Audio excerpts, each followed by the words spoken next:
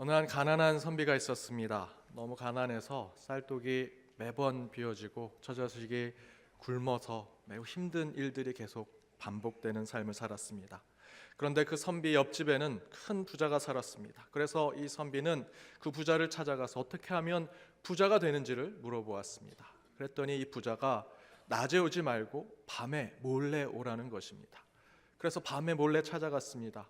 어떻게 부자가 됩니까? 라고 얘기했더니 부자가 이렇게 얘기합니다.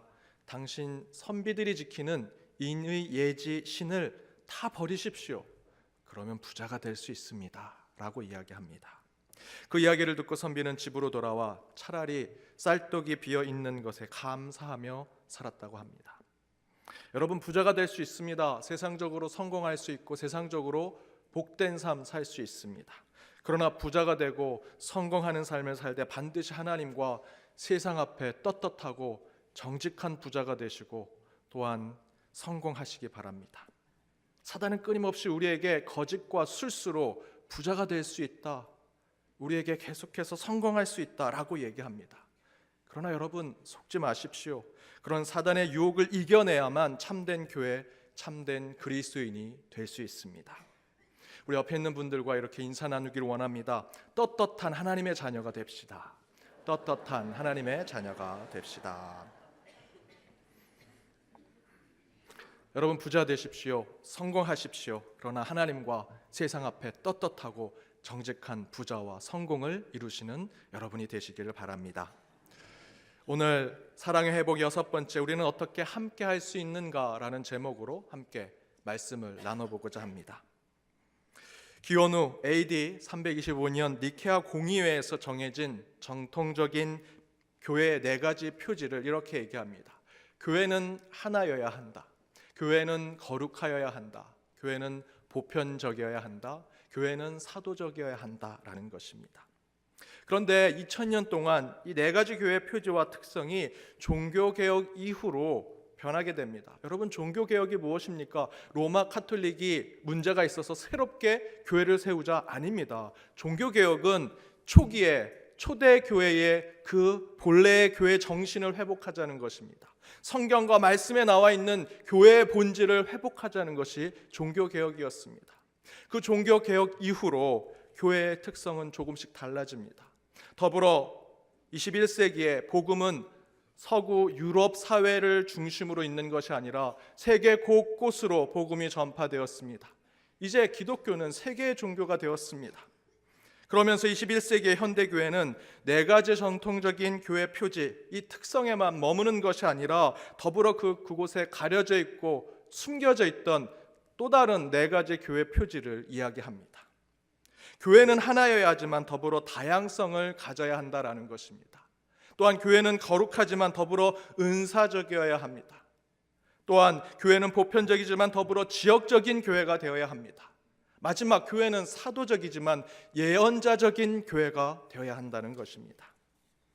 이런 주장은 미국 에즈버리 신학교의 하워드 스나이더런 교수가 교회의 DNA라는 책을 통해서 주장하였습니다. 제가 우리 연동교회 위임 목사로 지원할 때 가장 많이 탐독하고 묵상하면서 교회 비전, 목회 계획을 세웠던, 그래서 그때 가장 많이 참고했던 책이기도 합니다. 그런데 바로 이 하워드 스나이더 교수님은 교회 표지의 첫 번째로 니케아 공의회에서 얘기하는 전통적인 교회의 첫 번째, 교회는 하나여야 한다라고 하는 것에 덧붙여서 교회는 동시에 다양함을 가지고 있어야 한다라고 이야기하고 있습니다. 여러분, 그렇다면 교회는 무엇입니까? 먼저 교회란 에베소서 1장 23절에 이렇게 이야기합니다. 함께 읽겠습니다. 교회는 그의 몸이니 만물 안에서 만물을 충만하게 하신 이의 충만함이니라. 교회는 그의 몸이다. 교회는 하나님의 몸입니다. 교회는 주님의 몸입니다 라고 말하고 있습니다. 그런데 그 주님의 몸으로서의 교회는 지금 이 땅에서 어떻게 나타나고 있습니까? 고린도전서 1장 2절의 말씀입니다. 함께 읽겠습니다. 하나님의 교회 곧 그리스도 예수 안에서 거룩하여지고 성도라 부르심을 받은 자들과 또 각 처에서 우리 주 곧 그들과 우리의 주 되신 예수 그리스도의 이름을 부르는 모든 자들에게. 고린도전서 1장 2절에서 바울은 두 가지를 이야기하고 있습니다. 첫 번째, 하나님의 교회 곧 그리스도 예수 안에서 거룩하여지고 성도라 부르심을 받은 자들. 하나님의 교회는 곧 예수 안에서 거룩하여지고 성도, 거룩한 백성이라 부르심을 받은 자들, 곧 여러분 한 사람 한 사람이 교회라고 이야기하고 있습니다. 여러분은 성령의 전으로서 한 분 한 분이 교회입니다. 또한 두 번째 이렇게 얘기합니다. 또 각처에서 우리 주 곧 그들과 우리의 주 되신 예수 그리스도의 이름을 부르는 모든 자들. 각처에서 곳곳의 장소에서 주 되신 예수 그리스도의 이름을 부르는 사람들, 예수의 이름을 부르고 찬양하는 사람들의 모임과 그 공동체를 교회라고 이야기하고 있다는 것입니다. 정리한다면 2000년 전 십자가에서 죽으시고 3위로 부활하신 예수를 나의 구주, 나의 그리스도, 나의 구원자로 고백하는 여러분 한 사람 한 사람이 교회라는 것입니다. 동시에 그 예수가 그리스도여 살아계신 하나님입니다 고백하는 사람들이 함께 모여서 찬양하고 경배하며 떡을 떼고 성찬을 나누고 서로 축복하며 친교하는 이 자리, 이 공동체, 이 모임이 또한 교회라는 것이지요. 여러분, 이 건물은 교회가 아닙니다. 우리 연동교회에서 오랜 동안 신앙의 연수를 가진 분들께는 죄송한 말씀이지만 125년의 전통 그 자체가 교회가 될 수 없습니다. 제 아무리 125년 전통과 역사로 이 벽돌을 쌓아 올렸을지라도 이 가운데 예수를 그리스도로 고백하는 이들이 모이지 않는다면 이곳은 교회가 될 수 없습니다. 유럽과 미국의 많은 교회들을 가보십시오. 125년이요? 아니요. 200년, 300년, 500년 된 교회 있습니다. 그러나 텅 비어 있습니다. 관광지로서만 교회입니다. 다른 나라 이야기입니까? 우리 연동교회도 그럴 수 있습니다. 정신 차려야 합니다. 그런데 우리는 여기서 한 구절의 말씀을 더 찾아 읽어야 합니다. 로마서 12장 4절과 5절 말씀입니다. 함께 읽겠습니다. 우리가 한 몸에 많은 지체를 가졌으나 모든 지체가 같은 기능을 가진 것이 아니니 이와 같이 우리 많은 사람이 그리스도 안에서 한 몸이 되어 서로 지체가 되었느니라. 무엇을 이야기하고 있습니까? 한 몸인데 몸의 각 지체가 많은 모습, 많은 모양을 가지고 있다라고 이야기하고 있습니다. 바로 이 말씀 때문에 우리는 325년 니케아 공의회에서 선포된 교회의 첫 번째 표지, 교회는 하나여야 한다라는 표현에 덧붙여서 교회는 하나여지만 더불어 다양해야 한다는 것을 함께 선포해야 한다는 말씀입니다. 교회는 하나여야 합니다. 주님의 몸으로, 한 분이신 주님의 몸으로 하나여야 하지요. 그러나 교회를 구성하는 각 지체들은 다른 모습, 다른 모양, 다른 역할을 가지고 하나로 함께 있어야 한다라는 말씀입니다. 어느 한 목사님이 교회를 비유해서 이렇게 말씀하십니다. 교회는 잡화 상점과 같아야 한다. 특별한 제품만 파는 전문 상점이 되어서는 안 된다라는 것입니다. 교회에 오면 생선도 살 수 있어야 하고 가방도 살 수 있어야 하고 통닭도 신발도 살 수 있는 잡화 상점과 같은 재래시장과 같은 곳이 되어야 한다라고 이야기합니다. 이것을 앞에 말씀드린 교회론과 적용해서 말씀드린다면 교회는 청년들의 입맛만 맞추는 교회가 되어서는 안 됩니다. 대학 근처에 청년들만 모이는 교회가 있습니다. 그러나 저는 그것이 온전한 교회 모습이라 생각하지 않습니다. 또한 교회는 안수 집사님들, 권사님들의 모임, 각각의 소그룹들이 이런 것 해달라 저런 것 해달라 그런 요구에만 맞춰진 교회가 되어서는 안 됩니다. 교회는 세상에서 높은 지위에 있는 판사나 의사가 주차 봉사를 할 수 있는 곳이 되어야 합니다. 세상에서는 우리가 볼 때 허드렛 일 같은 환경 미화를 담당하고 경비를 하시는 분들이 영적 지도자가 되어서 교회의 모범이 되는 자들로 세워져야 합니다. 교회는 다양한 인간의 군상들이 모여서 한 분 하나님을 찬양하고 예배하는 곳이 되어야 한다라는 말씀입니다. 교회는 교회 안에 있는 모든 그룹, 영아 유치부에서부터 은퇴하신 성도님들의 그룹까지 함께 가는 곳이 되어야 합니다. 교회는 말씀도 충실한 교회가 되어야 하지만 더불어 봉사와 구제와 친교가 넘치는 교회가 되어야 한다. 교회는 하나가 되어야 하지만 그 안에 다양하고 복잡하며 많은 생각들이 모아지고 어우러지며 조화를 이뤄서 함께하는 교회가 되어야 합니다. 저는 우리 연동교회가 그런 교회가 되리라 믿습니다. 이미 그런 교회로 나아가고 있습니다. 더욱더 그런 교회가 되어야 할 것입니다. 하나이지만 다양함을 인정하는 것, 서로 다르지만 함께하고 같이 하기를 원하는 교회가 되어야 한다는 것입니다. 그런데 마크 트웨인이라고 하는 미국의 소설가는 하나 되지 못한 교회를 이렇게 풍자했습니다. 한 우리의 개와 고양이를 넣어보는 겁니다. 분명히 싸울 거라고 생각했는데 개와 고양이가 생각보다 잘 지내더라는 것입니다. 그 다음에는 새와 돼지, 염소를 한 우리에 넣었습니다. 도저히 함께 할 수 없는 동물인데 함께 놓으면 싸우겠지. 그랬는데 그 우리에 들어갔더니 또 잘 지내더라는 것입니다. 마지막에 그 한 곳에 장로교인과 감리교인 그리고 천주교인을 넣었습니다. 어떻게 되었을까요? 들어가자마자 싸우더니 나올 때까지 싸우더라는 것입니다. 현대교회를 풍자하는 이야기였습니다. 싸우던 곳에 들어가 화해와 사랑을 줘야 할 교회와 그리스도인들이 가는 곳마다 싸움을 일으키고 전쟁을 일으킨다. 그러지 못한 교회의 모습을 이야기하고 있습니다. 하지만 여러분, 교회는 주님의 한 몸으로 이루어진 교회입니다. 다양할지라도 주 안에서 우리는 하나가 되어야 합니다. 그렇다면 어떻게 우리는 함께하고 하나가 될 수 있을까? 원래 하나가 아니었고 하나 될 필요가 없다면 이 설교를 준비할 필요가 없지요. 그러나 우리는 원래 하나였습니다. 하나님의 하나된 하나님의 형상으로 우리는 만들어지고 창조된 자들입니다. 주님의 몸으로 하나된 지체였다라는 것입니다. 또한 우리는 반드시 하나 되어야 합니다. 그것이 교회의 본질입니다. 그 본질로 우리는 세상에 참된 복음을 보여주어야 합니다. 그렇다면 우리는 어떻게 이 연동이라는 공동체 안에서 하나가 될 수 있을까? 함께 할 수 있을까? 그 첫 번째는 하나님의 뜻대로 행하는 자가 될 때 우리는 하나가 될 수 있다. 하나님의 뜻대로 행하는 자가 될 때 우리는 하나가 된다라는 것입니다. 오늘 본문 마태복음 12장 50절 말씀에 이렇게 기록되어 있습니다. 함께 읽겠습니다. 누구든지 하늘에 계신 내 아버지의 뜻대로 하는 자가 내 형제요 자매요 어머니이니라 하시더라. 예수님께서 말씀을 전하고 병든 자를 고치시고 복음을 전파하고 있는데 혈육인 가족들이, 형제와 자매, 어머니가 오신 것입니다. 주변에 있는 사람들이 볼 때 그래도 아무리 그래도 예수님이 피부치들을, 혈육들을, 가족들을 더 챙기겠지. 선생님 당신의 가족들이 왔습니다 라고 이야기합니다. 그때 주님께서 말씀하신 것이 50절의 말씀입니다. 누가 나의 가족이냐? 하나님의 뜻대로 행한 자가 나의 가족이다 라고 말씀하신 것이지요. 이 선언은 예수님이 가족을 부정하시거나 무시하신 말씀이 아닙니다.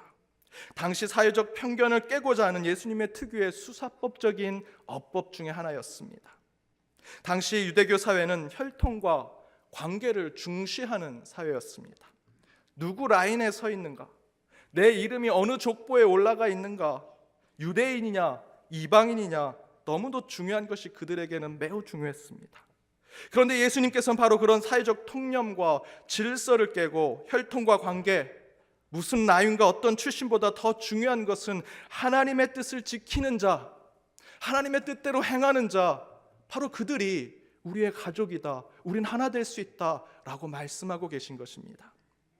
곧 주 안에서 하나 될 수 있는 것, 우리는 영적으로 가족이 될 수 있는 것은 하나님의 그 한 가지 뜻을 함께 이루고 바라볼 때 우리는 함께하고 하나가 될 수 있다는 것입니다. 제가 어느 날 한 권사님 댁에 신방을 갔습니다. 그런데 그 권사님께서 우리 부부가 부부싸움한 내용을 다 알고 계시는 겁니다.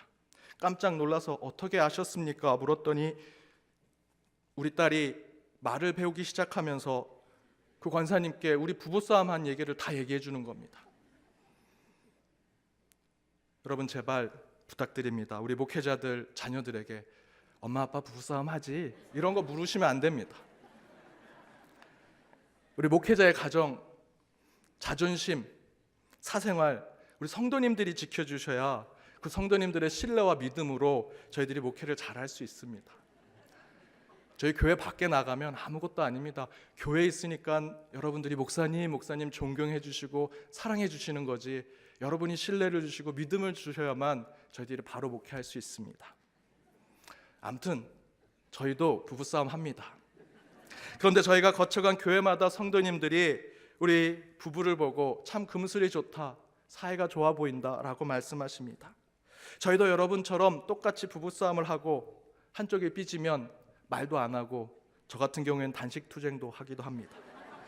그런데 성도님들이 저희 가정을 보면 참 평안하다, 굉장히 사이가 좋아 보인다 라고 말씀해 주십니다. 왜 그렇게 말씀하실까?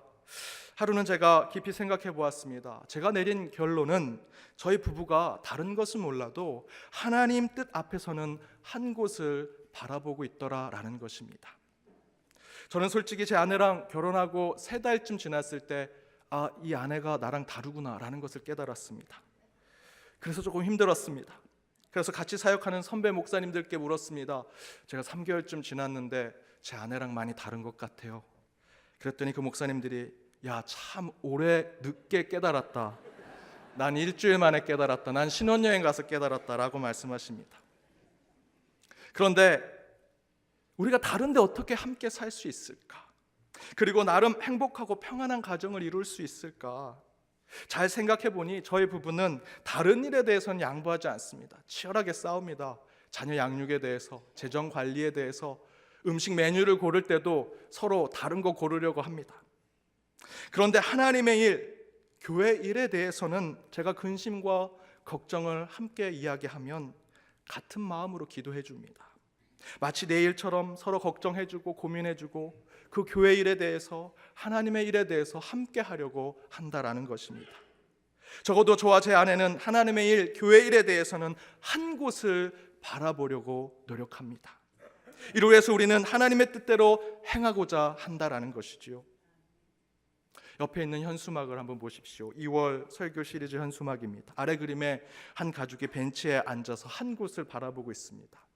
1부 때 이렇게 말씀드렸더니 야, 저 가족이 누구냐? 몇 교구에 무슨 구역이냐? 누구 자녀 가족이냐 얘기하시는데 그냥 모델입니다. 생각하지 마시고 보시면 됩니다. 가족이 앉아있죠. 근데 한 곳을 바라보고 있습니다.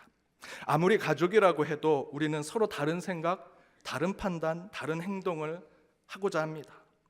그러나 가족은 한 곳을 바라봐야 합니다. 여러분, 가족이라는 배를 운항한다고 생각해 보십시오.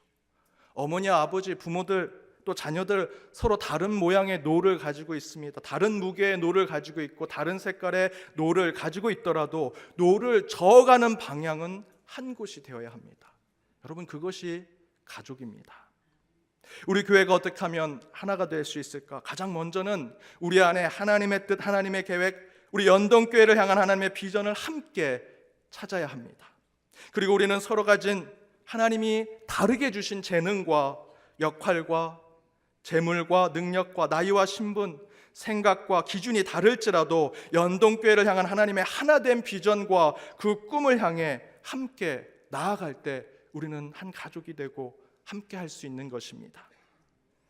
우리는 연동의 영적인 가족입니다. 그렇다면 우리는 한 곳을 바라봐야 할 것입니다.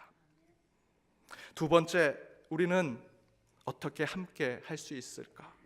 그 두 번째는 환난과 시련, 아픔과 고난 속에 있는 자를 품을 때 우리가 하나 될 수 있다라는 것입니다. 함께 할 수 있다. 오늘 본문 사무엘상 22장 1절과 2절 함께 읽어보겠습니다. 그러므로 다윗이 그곳을 떠나 아둘람 굴로 도망하매 그의 형제와 아버지의 온 집이 듣고 그리로 내려가서 그에게 이르렀고 환난 당한 모든 자와 빚진 모든 자와 마음이 원통한 자가 다 그에게로 모였고 그는 그들의 우두머리가 되었는데 그와 함께 한 자가 400명 가량이었더라. 다윗이 사무엘에게 기름 부음을 받았습니다. 그리고 전쟁에 나가서 골리앗을 쓰러뜨렸습니다. 백성들이 다윗을 좋아하기 시작합니다.